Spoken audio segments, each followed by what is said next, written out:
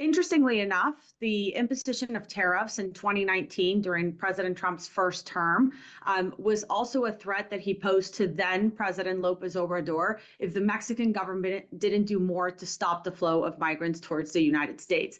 This ultimately led the Mexican government to deploy a large number of National Guard members to both of its borders to crack down on illegal immigration. In fact, this move had a very positive decline in terms of encounters at the US-Mexico border, which allowed the United States to avoid placing tariffs on Mexican imports.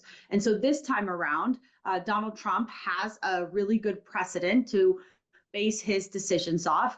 The Mexican government was able to deliver clear results in immigration, although this time around, it seems like it's much more linked to fentanyl, on combating organized crime in Mexico, as well as, trying to stop the flow of illegal migrants into the United States. One of the unintended consequences if the imposition of tariffs actually follows through is that if Mexico is facing tariffs on all of its imports to the United States, it is naturally going to have to look elsewhere with other trading partners around the world to try to find more friendlier trade relations. And of course, one of those countries that actually could benefit and take advantage of the situation is China. China, of course, has increased its investment in Mexico in recent years, and that has caused alarm in Washington for national security purposes and also to a lesser extent for trade relations.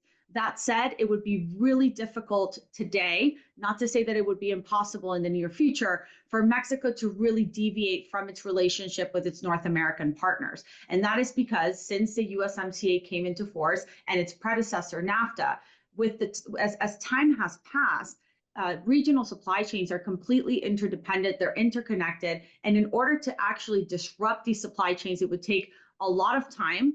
Not that tariffs wouldn't have an immediate impact on the cost of goods, both in Mexico, but also for US consumers, and the same holds true for Canada, but it would be something that would have to happen more in the medium term. And so whatever decision the White House takes, it should take into consideration how this would affect the balance of trade between North America, and also what that would mean for Mexico and Canada looking elsewhere for more reliable trade partners in a moment where Washington is so decided to counter its international rivals like China and Russia.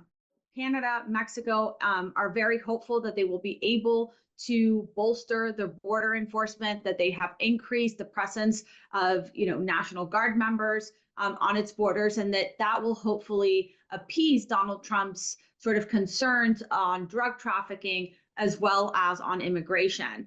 So it's still a question that has yet to be answered. I think all parties are trying to do what they need to do in order to prevent tariffs and avoid a larger trade war within North America. But hopefully, the United States and Mexico are able to work together to establish joint objectives and to also reestablish mutual trust between their security agencies, which hopefully will lead to a more positive outcome 30 days from now.